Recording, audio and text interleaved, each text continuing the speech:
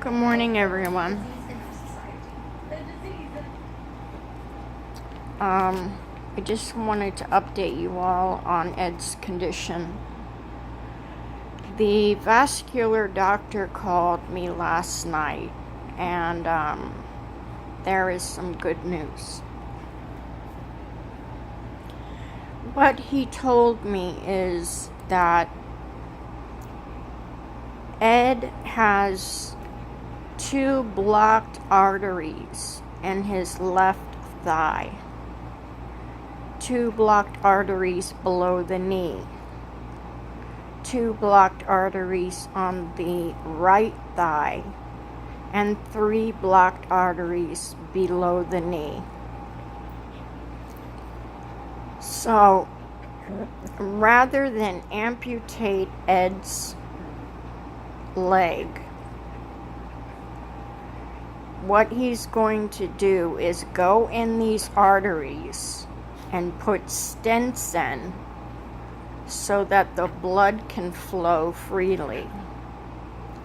He's not getting any blood flow to his legs going down to his feet, which is what has been causing him all of this pain when he walks. He can't walk very far without pain. And I ask about his toe. No, he's not going to amputate the toe. Depending on the report from the vascular doctor to the wound care doctor, if the report comes back good, then there will be no need to amputate Ed's toe. The reason why Ed has a diabetic ulcer on his toe is because of lack of blood flow. And the only way to get rid of that ulcer is to get the blood flowing again. Now, what he also told me was that the ulcer on his toe is a telltale sign that somewhere down the future Ed will need an amputation if he doesn't change his lifestyle. I'm sorry, my dogs are playing and I'm trying to keep them out of the shot. So I'm hoping and praying that when the doctor does this procedure, he is able to get through these arteries.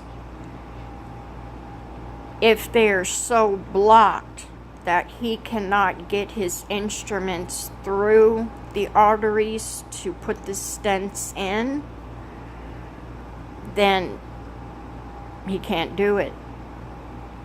But I have faith that the doctor will be able to get the instruments through, get the camera through, and put these stents in.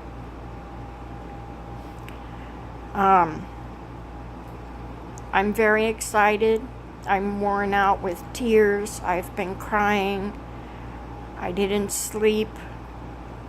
I received a phone call at 2 or 2:30 this morning saying that Ed's blood pressure was really high.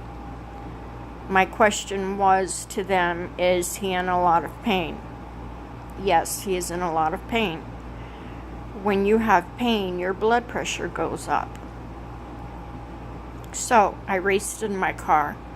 I drove to the hospital, and I called the doctor, the vascular doctor that called me, and said that you needed to give Ed something stronger because the morphine isn't doing it.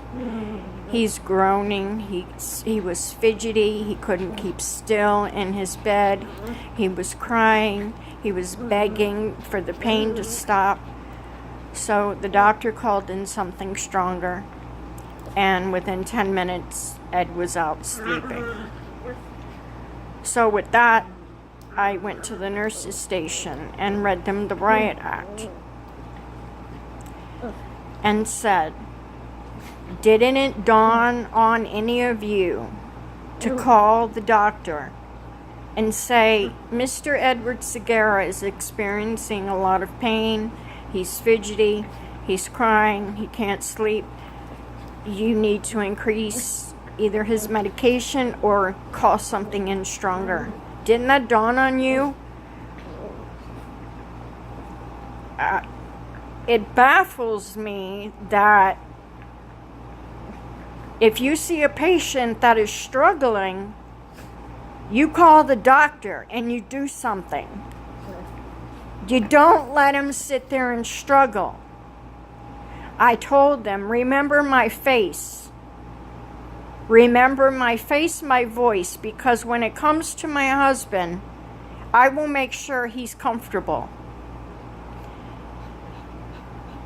So I went back in his room and I sat by his bedside while he was sleeping, and I was speaking to him and was telling him everything was going to be okay and to continue to fight.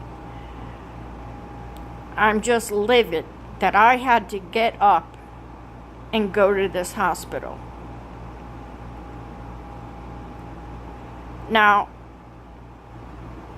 maybe I could have called the doctor at 2 or 2:30 this morning, but, I don't know if he's sleeping, if he's going to answer some random person's phone call.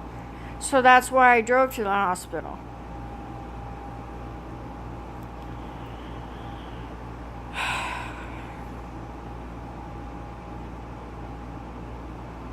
My nerves are shot. I'm walking around in circles. I don't know what to do with myself. I'm shaking like a leaf. I was told good news. I should be calm about it, but I'm just not.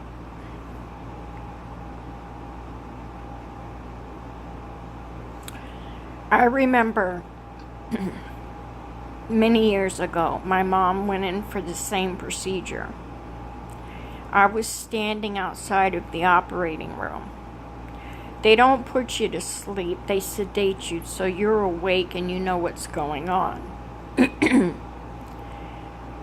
I could hear my mother screaming in pain because the doctor was trying to get his instruments and camera through my mom's arteries and her thighs, and he couldn't get through. That's how blocked they were. He came out and told me, I can't do anything for your mother. They are too blocked. So we left out of there with nothing done. And about 6 years later after that, my mom was in the hospital, and I knew that she was going to be passing away very soon. And I get a phone call from the doctor telling me to decide whether to have my mom's legs amputated, both of them, that they needed to be amputated and nothing could be done but amputation. I said no. She doesn't have much longer to go, and when she passes, I want her legs attached to her. Besides, my mom would have never survived the operation anyway, as sick as she was. So I opted to keep her legs intact, and she ended up passing away 2 months later. And I'm glad I made that decision. So I'm praying that the doctor is able to get through Ed's arteries with no problem. I hope they're not so blocked that they can't get through to put these stents in. And it's all I can do is pray, and I've prayed myself to sleep. I look like crap right now, I'm sorry. I can't seem to get myself motivated to do anything. And I just wanted to come on here and update you guys. I thank every single one of you for your thoughts and your prayers and your kind words. They mean a lot to me. And it just shows me how many people care about me. And it means a lot. So I just wanted to share that good news with you. So I still ask for continued prayers that everything will be okay with Ed. You all have a good day.